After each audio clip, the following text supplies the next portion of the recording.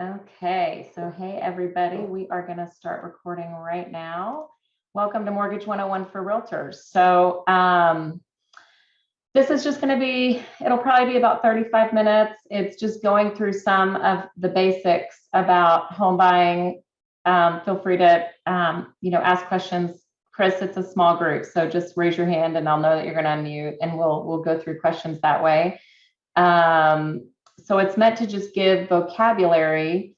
It's definitely not meant to have you be an underwriter, for sure. Your head would explode.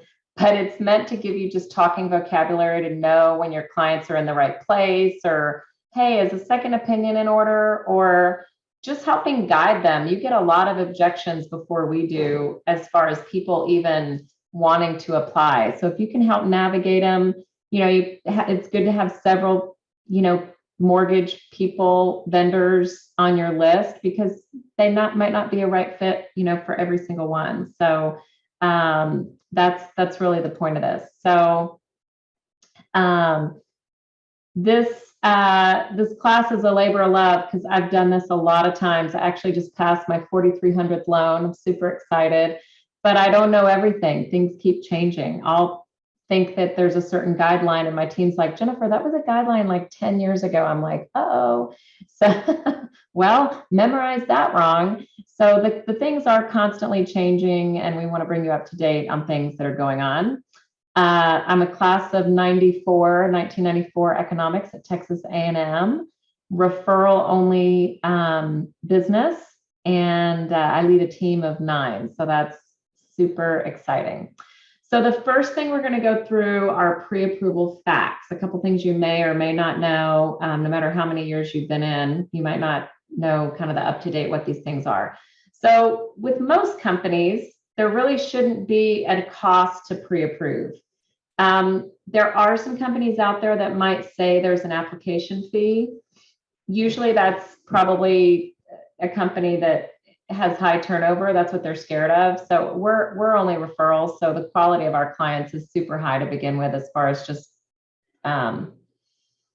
we've got skin in the game. I mean, we know that we're going to spend money to pull people's credit and spend time pre-approving them. It's just a part of it. So I guess I would be wary of companies that might charge up front, but it's not mandatory for sure.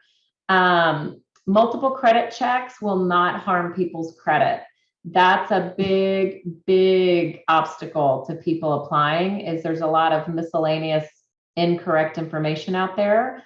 Now, if they're doing multiple types of checks, like a credit card, and they've got a recent collection and all these different types of things, yes, their credit score will be affected. But if they're just simply going to a lender and in a 30-day period checking their credit, which I suggest, I'm like, hey, do all your investigating of lenders in a 30-day period, even if it's 5 people, and narrow it down to 2 or 3. Like, all of them are going to be different in how they communicate, their turn time.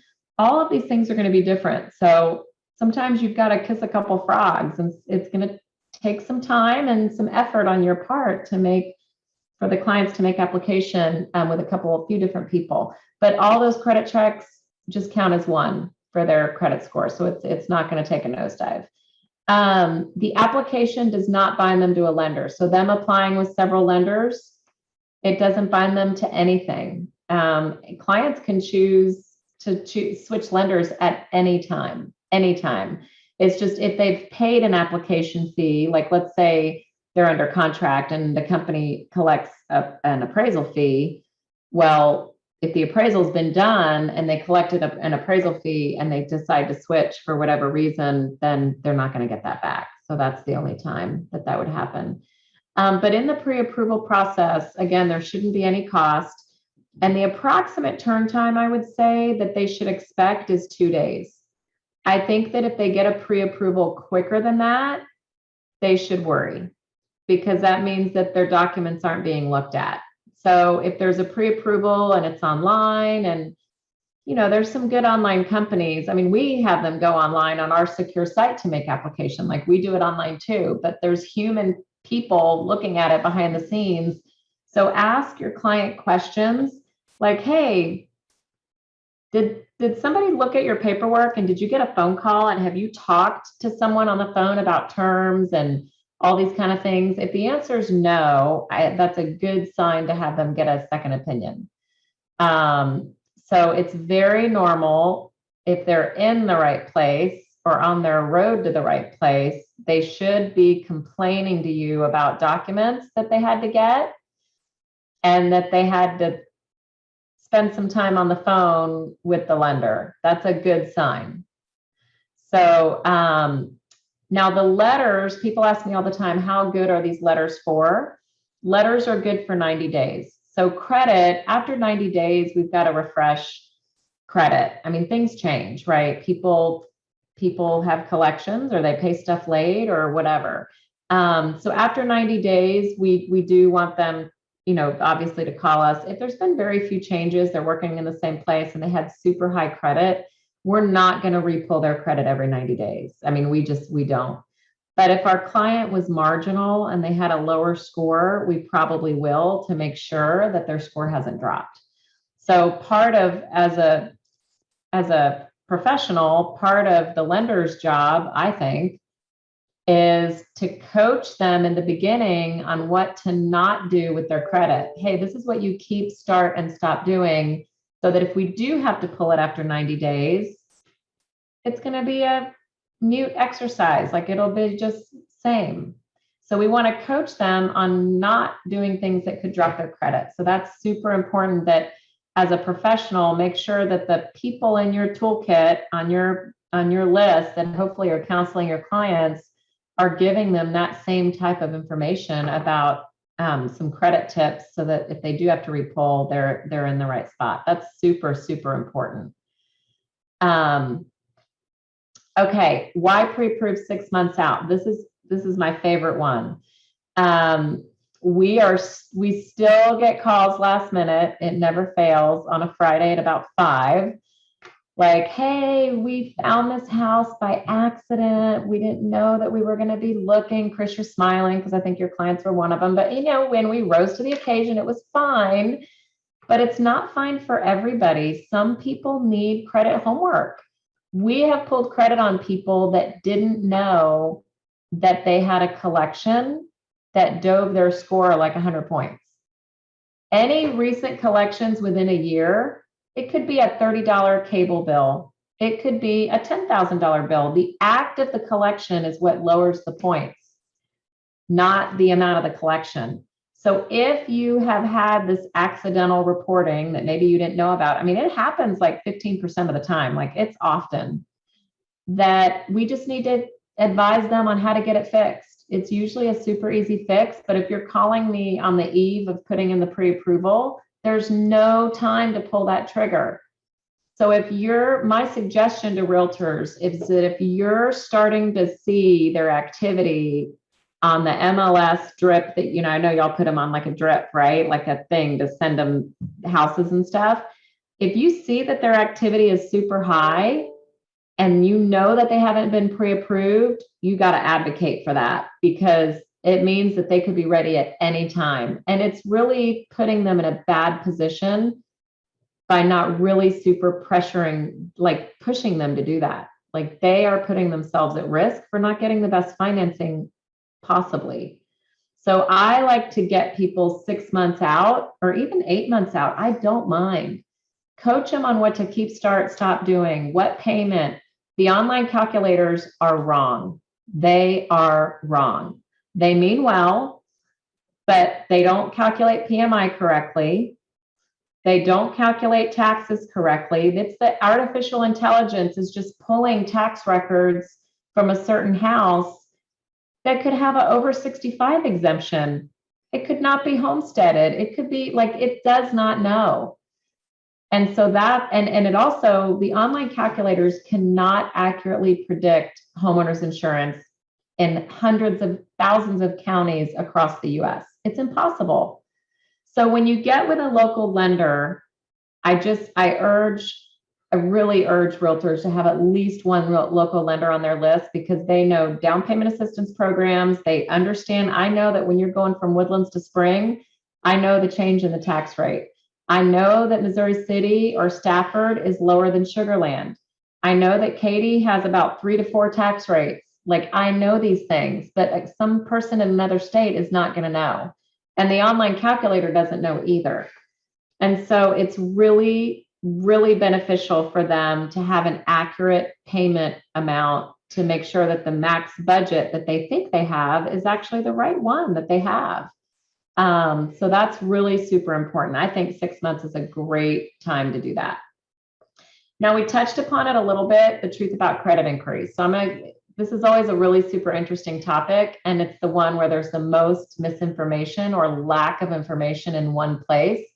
And by the way, my YouTube site, Loan with Jen, I'm almost at 300 videos. It's like its own little library.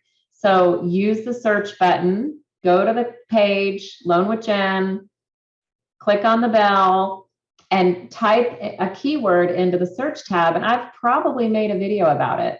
So credit, I have 4 or 5 videos on credit. That's really just the shortcuts. Like, my purpose is just to save my clients hours of research. That's it. Just get the real facts. Real facts, no BS. Why go to these online sites and type in keywords and have 5 pages minimum of things to wonder which one should I click of these hundreds of entries? It's silly. Just go right to where I'm giving you all the shortcuts on Loan with Jen. Like, it's simple. So credit inquiries, lenders use all 3 bureaus.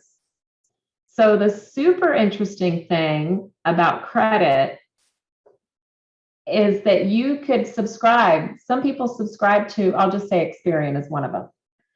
And they give a credit score. They have a monitoring thing that you can pay for, and they'll give you a score.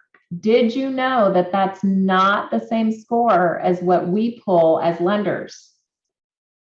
So the FICO, Fair Isaac Credit Corporation, is this coined term for credit. There's over 25 models of credit. 25. Lenders use the same one. That's how we can sell loans between each other, because it's a like commodity. We know what we're getting when we sell the loan to a larger bank. After closing, they know that the integrity of our credit is exactly the same as what they would use. But all these online services are trying to make money. So they want to give you this benefit of a service and, oh, hey, here's your credit score. They don't want to pay very much for it. So they're using like the bottom of the barrel algorithm that doesn't cost very much. So, and they're all different.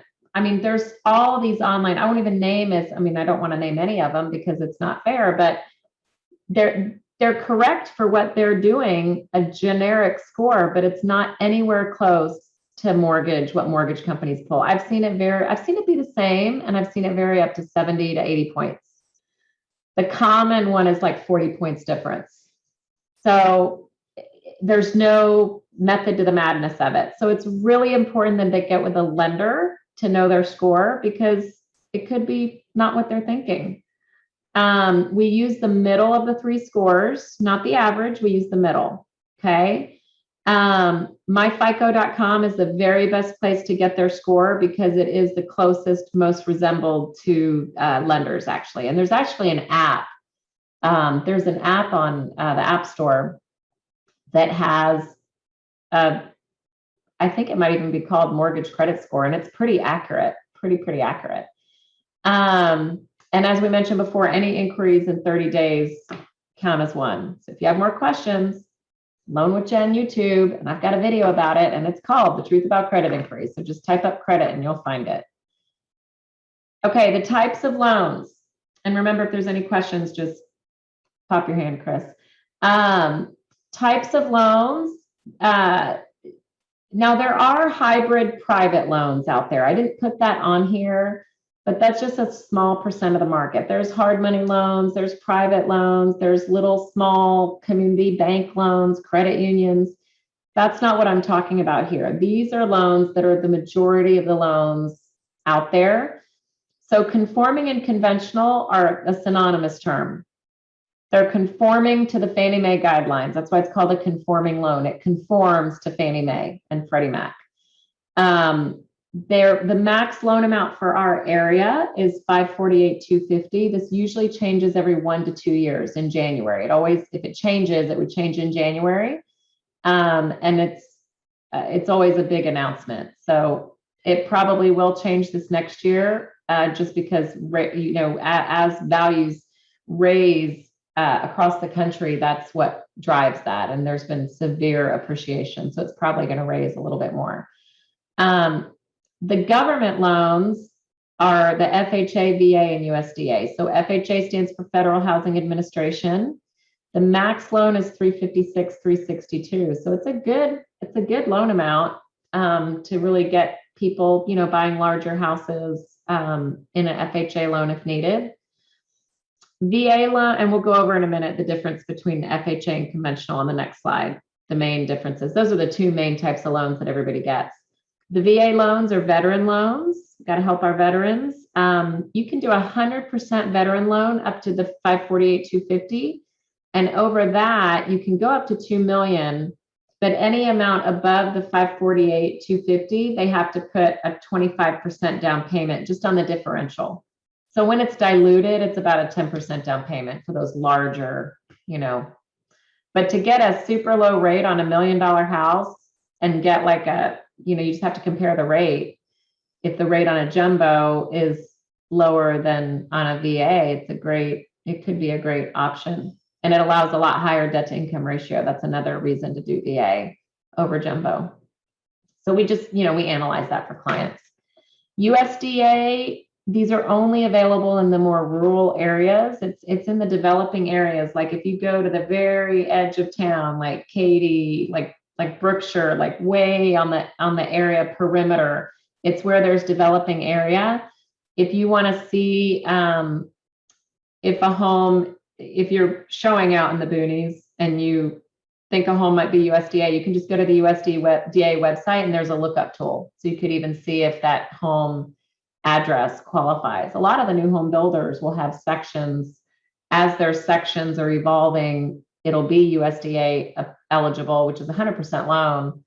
But then as the area develops, it goes off the map because it's already developed. Like Bridgeland used to be on it, but now there's just this tiny part of Bridgeland that's on it because most of it's developed. So it's interesting, but it allows 100% loan for people. That could be a possibility. And then there's non-conforming loans. So the conforming loan, the opposite of that is non-conforming. And the coin term or nickname for this is jumbo. Jumbo, I always think of Jumbo the elephant. I think it's really Dumbo the elephant, but jumbo is meant to be like big, like oversized, jumbo fries, right? You go to the Chick-fil-A, do you want a jumbo? Yeah, sure. Well, that's a big loan, right? So the coin phrase jumbo, everybody says jumbo, but it's a loan that's non-conforming to Fannie Mae guidelines, meaning it doesn't follow those guidelines. They kind of follow their own guidelines. So those are loans above $548,250. So if the loan is $548,251, it's a jumbo loan. And there's no differentiation. I did have a realtor recently actually that said, oh, well, I thought that this would be okay because it's a smaller jumbo. It's not a large jumbo loan. It's a smaller, like in the 600-700s jumbo versus $1 million jumbo. And I said, no, jumbo is jumbo. So the rules apply to all the jumbo loans, okay? Whether it's a small jumbo or a supersized jumbo loan. All righty. Okay.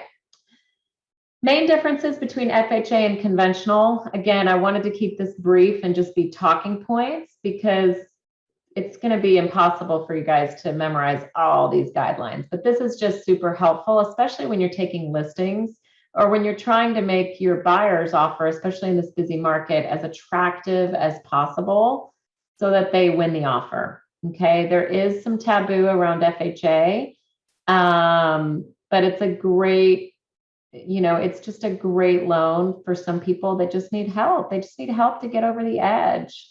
So the debt to income maximum is less than or equal to 55% in most cases.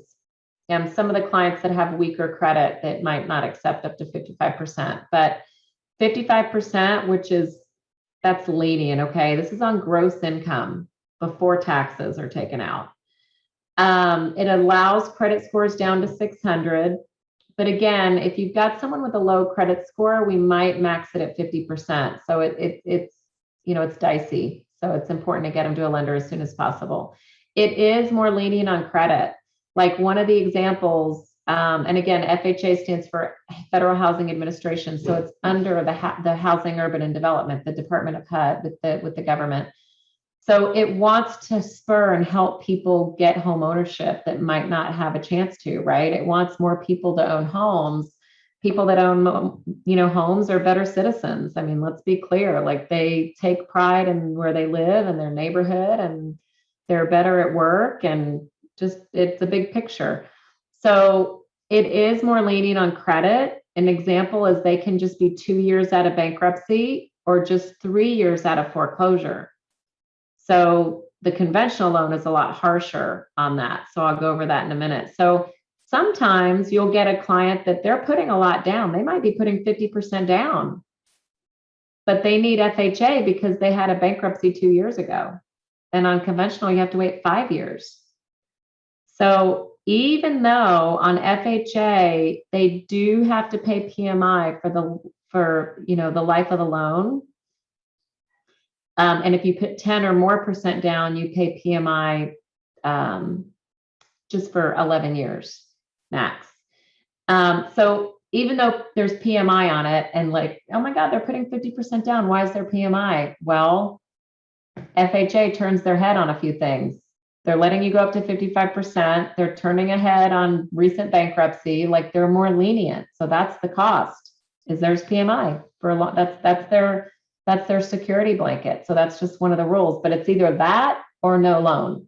So we have clients that will do an FHA and then they'll get their credit on track. And then we just refinanced someone this summer where their foreclosure hit 7 years. And we were able to, we financed them an FHA 2 years ago. And then now we refinanced unconventional, and they had put like 50% down. So it works out. But one of the negatives on FHA and why some sellers may not like it or don't is the appraisal stays with the property for 120 days, meaning if you have an FHA a buyer and it appraises low and the deal blows up and it goes back on the market, any FHA buyer after that would have to default to that appraisal for 120 days. So what it does to a listing is it minimizes the number of buyers that are available. Because if you're a seller and you list your house for 300, the appraisal came in at 270, and you're like, no way, I'm not budging at 300, put it back on the market, you're not going to be able to attract really any FHA borrowers unless they're willing to pay the difference between that 270 and the 300. So that's one of the reasons why. The other is that, and it's only FHA to FHA buyer, by the way. If a conventional buyer comes along, there's a new appraisal that's done, so it doesn't matter. There's also a larger focus on deferred maintenance. So we'll see things come back on FHA appraisals like rotted wood, evidence of infestation of termites, you need to get a report, clear termite, evidence of foundation, cracks all over the place. It's more stringent on a few things having to do with condition. So if you have a property that you're listing or that they're buying that is in poor shape, it's very likely an FHA loan is going to have an issue on that. So those are a couple of the reasons why you'll see FHA just held in a different light. Now they are the same appraisers, by the way. Appraisers appraise the same, whether it's FHA or conventional as far as values go. There's no difference. It's just a difference in maintenance and quality. And are they going to require repairs to be done prior to closing? That's pretty much it. But the valuation process is the same. So when you flip to conventional, if you put 20% down, you don't have to, but if you do, you can have no PMI. You can do a credit score down to 620. The debt to income ratio can go up to 50%, and you might qualify for an appraisal waiver. I had 2 of those this last week where we run it through the automated system that connects directly with Fannie Mae.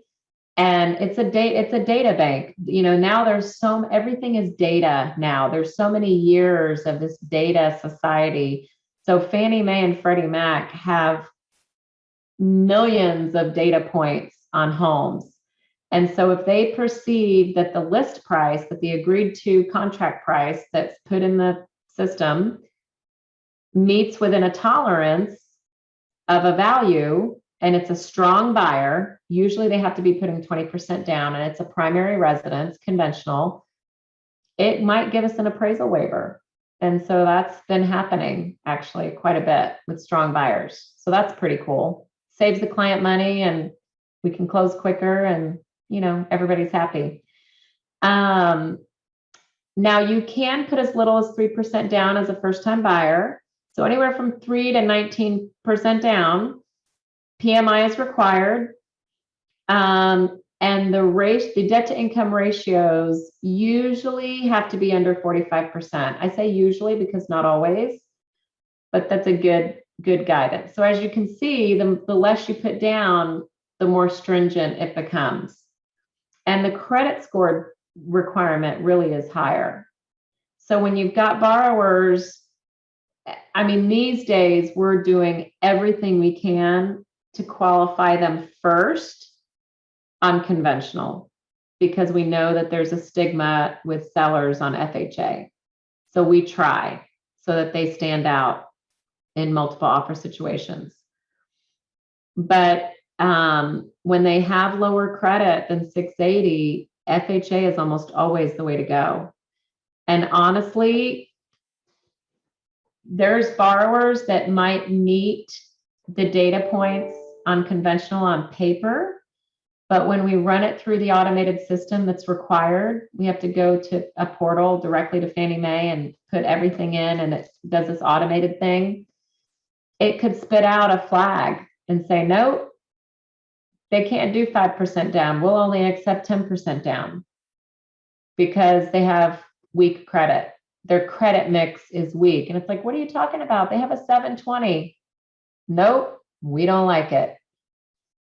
And there's nothing we can do except, maybe they can get more reserves going. Maybe if they have a gift from a family member to beef up their savings, it might, there's things that can happen that can be creative. It would take me a long time to explain all that, but I will let you know that there's ways to make their situation look more positive, but there's a lot of clients that can't do that. So sometimes FHA is it opens up opportunities for a lot more homeowners. So it's really hard when, as a society, the trend is going to where those borrowers are have kind of a stigma on them, unfortunately, just because of the appraisal process. The sellers aren't as friendly to that, but we're trying to educate people as much as we can. I call listing agents on every single offer to really talk them through and just say, hey, these are great buyers. We've got all their paperwork, just try to really talk to them about just, the facts. So down payment assistance. This is another reason why a local Texas lender is really a great option. Out-of-town lenders don't really know about all these programs. And that's why, I can loan in 13 states. I choose not to. I only lend in Colorado, Tennessee, and Texas, where we have offices. But outside of that, I refer it to friends in the industry that I know in other states, because I don't know the programs of, of the state. I don't feel comfortable. But that's the difficulty when they go with, even if it's a big bank that has an office in every state, the loan officer or the person they're talking to just might not be familiar. So down payment assistance is available. There's several different types of programs. The most popular ones are the first two on the screen. TSAC and TDAC are the nicknames. One is through the Affordable Housing Corp of Texas, and one is through the Texas Department of Housing. Okay, it's a mouthful. But each of them allow 2 to 5% of the loan amount in assistance. So if it's a $200,000 loan, anywhere from $4,000 to $10,000 in assistance. There are income ceilings. So at some point, you can make too much and not be qualified, not be eligible for assistance. Okay. So it's really important, to get them with a lender, especially when people make variable income. It's really a delicate balance on what we're using for their income to make sure that they do or don't meet the requirements. And there's lots of different ins and outs. I mean, one program, and you don't have to always be a first-time buyer. You can be a second-time buyer and get assistance. A lot of people don't know that. Some of the assistance you pay back, some you don't. Some requires us to use the income of the whole household, even if they're not on credit. And some, we can just use the income of the applicant for the ceiling. So, I mean, there's all kinds of ins and outs. So you just know you got to get them to a lender as quickly as possible that's going to tell you they can do this and they can do this, okay, to narrow it down. So not everybody qualifies for assistance, okay? So it's important to get them checked out. And that's the why pre-approved 6 months out right there also, is to know what they do and don't qualify for. City of Houston has they actually give $30,000. It's a lot of money. They have to purchase in the city limits of Houston, not a suburb, like not Cypress or not, Kingwood, nothing like that, like inner city. And it can't be one of the 600,000 new construction jobs inner city. Like they make too much. Like you can't buy that size of a house. So there's very little affordable housing in the city. So this program doesn't happen that often. But it is available. Every first-time buyer with a certain income limitation, I think it's like 60,000, can receive a federal mortgage credit certificate where every year on their taxes, on their federal income tax, they get a $2,000 refund. So, again, they have to be first-time buyer and they have to meet the income limits that are set out. So that's something that they could qualify for. Okay, we're going to do closing costs, and then we're just going to kind of go over a timeline, and then we're pretty much done. So closing costs and prepaid expenses. So there is not a percentage. Depending on the price of the house, the percentage is going to change. So closing costs, for the most part, aside from the seller title policy, let's just take the seller title policy. And this is, again, we're talking about just Texas. The seller title policy we're taking out of the equation. Let's just pretend that the seller pays for that. Then the closing costs are really pretty much fixed. Like it doesn't matter if you're buying a $100,000 house or $1 million house. The closing costs are pretty much the same. It's about $3,900, just round it up to $4,000 just to it's easier to remember. Now, the title policy is variable on the sales price and loan amount. So that would be a variable cost that if the buyer is paying that, maybe in negotiation, it's like a negotiation tool, like, oh yeah, buyer's going to pay title. That would go on top of this $4,000, $3,900 that I'm mentioning. But closing costs they're really not variable. And so it's hard when people ask like, oh, are closing costs about 2%? I'm like, I don't know. What's the loan amount? 2% of what? So it's a hard nut to crack. So I go off numbers, not percentages. Now, before I go into max seller credits, I'm going to talk about prepaid expenses. Prepaid expenses are really not closing costs. They're prepaid. Whether you use a loan or not, you have taxes, property taxes. Whether you use a loan or not, you hopefully have insurance. Some people choose not to get insurance when they pay cash. Not a smart idea, but some people do it. But let's just say that everyone gets insurance that pays cash. So when you pay cash, you don't have to, you have to pay those things no matter what. So I don't really see those as a cost. They're just an assumed, I mean, yes, they're a cost of just owning a home, period, but they're not any cost associated with the loan at all. So at closing, everybody has to pay 1 month, 12 months of insurance up front, everybody, if they have a loan. And then they have a choice. If they put more than 20% down, they're given a choice to escrow. And escrow means it's a holdback. That's a synonymous term for escrow is holdback. So they can set up an escrow account to where their payment will include taxes and insurance, and then the lender will pay those bills annually. Now, if you put low amounts down, like less than 20%, so 3, 5, 10% down, it's mandatory. You're not able to choose escrow.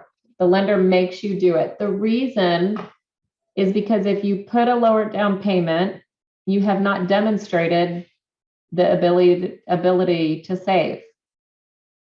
That's why they picked the 20%. At 20%, you don't have PMI. At 20%, you can choose to do your own escrow.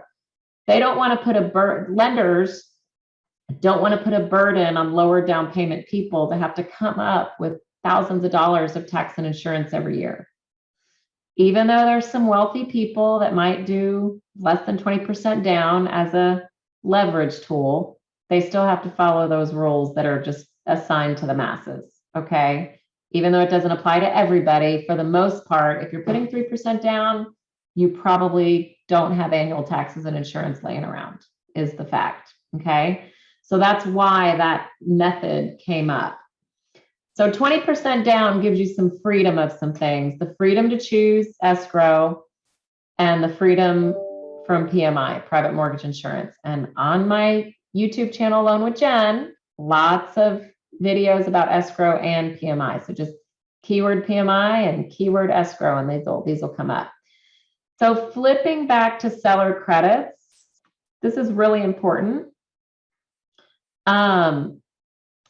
So the max seller credits for FHA are the same across the board. No matter how much you put down, it's 6% of the price.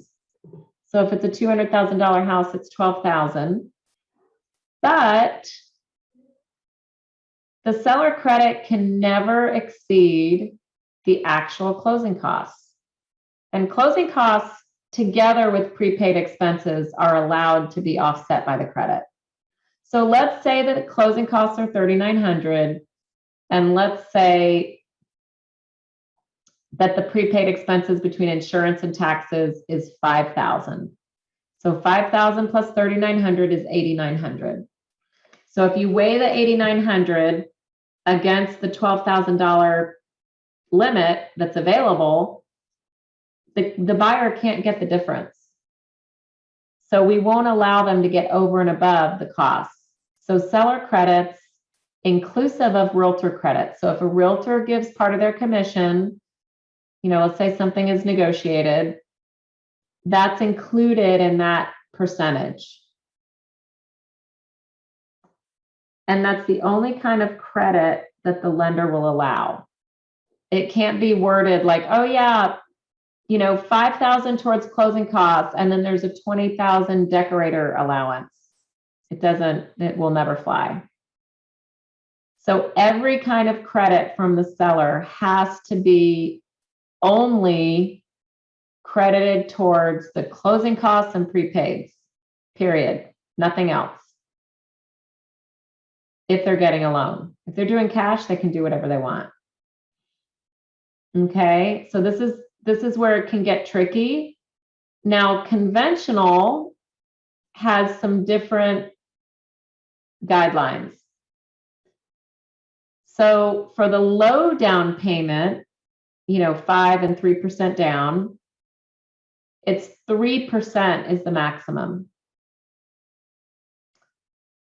Now, once you put 10% down, it can be 6%. So I actually had to use that the other day. There was a house, I think he was paying $180 and the seller was crediting $9,000 and it was within the 6% tolerance. He was putting 20% down. So it was within the tolerance. It was okay. So it's good to make sure you communicate with the lender before you're doing these amendments for, I know there's repairs and all these things that go back and forth. Check with the lender to make sure it's within the tolerance. And especially if you later decide, I'm going to, to make the deal work or whatever, I'm going to, give part of my commission. Make sure that you run it past the lender, that it doesn't exceed the tolerances that we're talking about. Now, one thing I'll mention, I didn't put it on the slide and I'm going to actually change it later.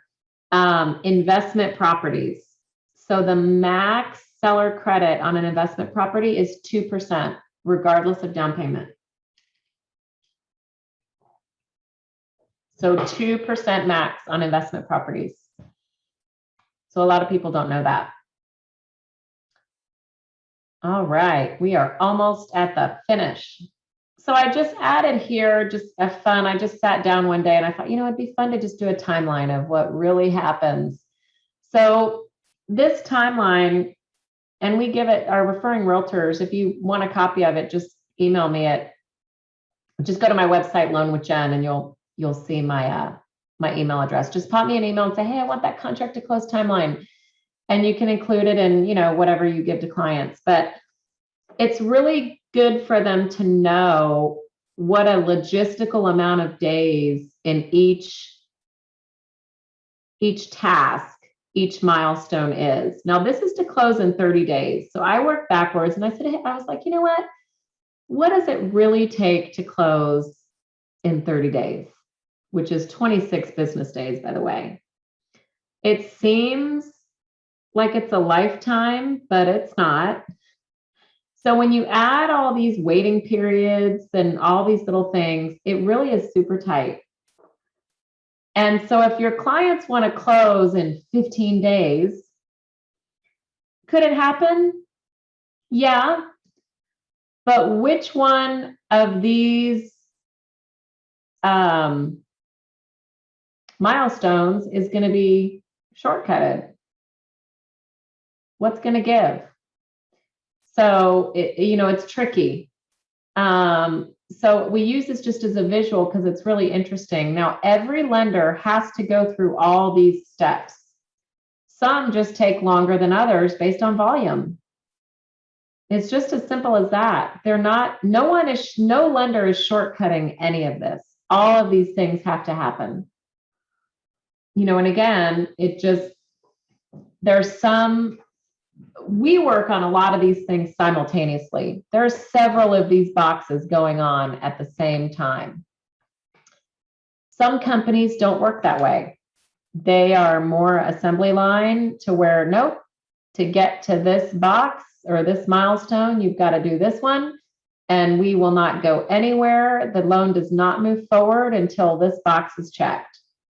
There's a lot of the bigger companies that work that way, a lot of them.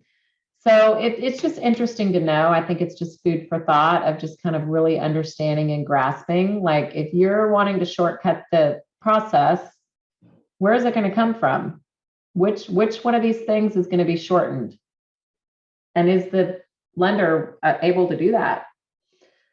So just kind of an interesting thing for you. So the main thing that we always tell people is don't panic. We've got your back. So we want to be a trusted referral source. We've got realtors often that will call or text me, and it's their listing or a buyer, like, hey, I got this letter on, does this sound right, Jen? Is this? And I'll answer. So we don't mind doing that. We want to be a resource for the community and do, again, I mean, listen, I have no benefit other than you being educated to go into my YouTube channel. I'm not trying to be a YouTuber. I am far from, millions and millions of viewers. Like, it's not my aspiration. My aspiration is being a valid, credible source of I don't want to say shortcutted information, but of solid, real information. That's just the real facts. It's just, this is it. Save yourself hours on online searching. And so that's just been my labor of love. So, do go to Loan with Jen on YouTube, get a lot of info. And then you can always reach me here. And then all my handles on social media and all my website, everything is Loan with Jen. So you can reach me there as well.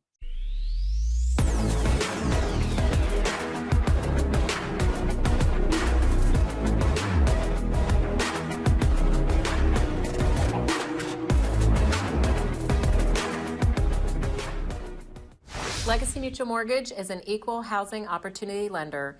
The opinions expressed here do not reflect those of Legacy Mutual Mortgage.